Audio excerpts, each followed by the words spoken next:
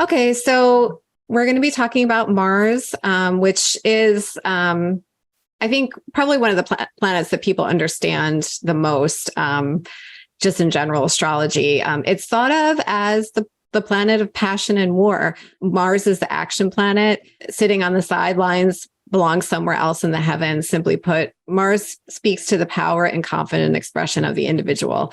So again, that the sign and house placement of Mars in the birth chart represents our drive, ambition, passion, and energy.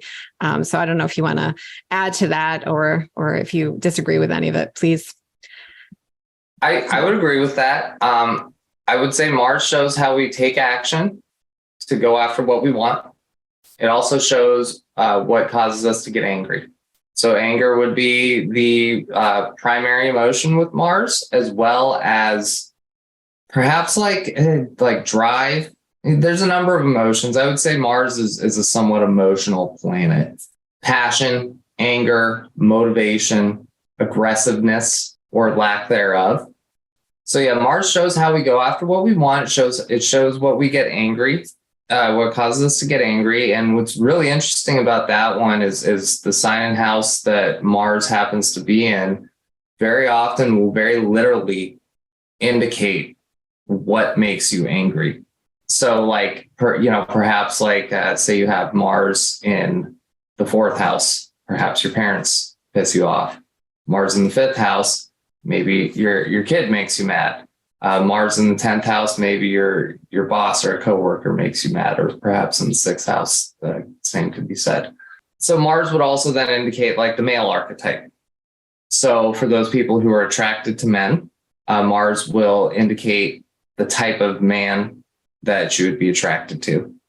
For those who are attracted to women, Mars may indicate the type of man that you happen to find in your life. It won't be exclusively that, but as with Venus, though, you may see a theme of particular type of male that shows up in your life as indicated by the sign of the house that your Mars falls in.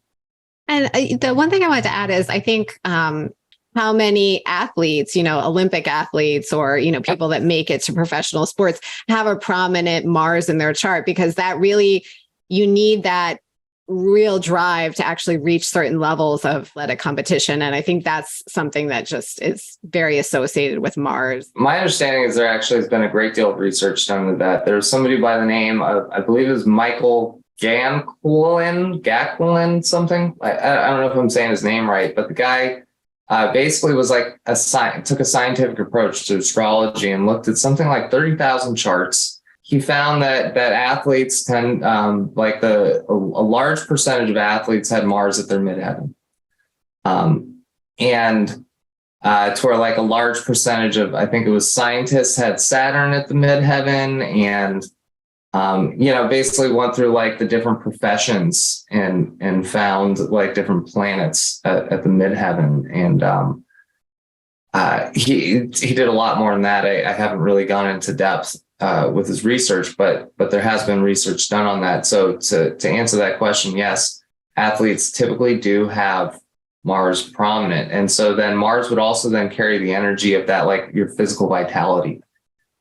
So when Mars is challenged in your chart, either by being in a sign of debility and or being in a hard aspect, particularly to certain planets, such as Saturn or Neptune, that person very often will have low energy, low drive, perhaps some sort of physical limitations or difficulties, health issues, perhaps. Perhaps also like depression is another one that kind of comes with that, because when we lack that physical energy, very often it will manifest as depression or addiction. And can you talk a little bit about, I guess, the signs? Yeah, so Mars rules Aries and then would be in detriment in Libra, and it's exalted in Capricorn and in fall in Cancer.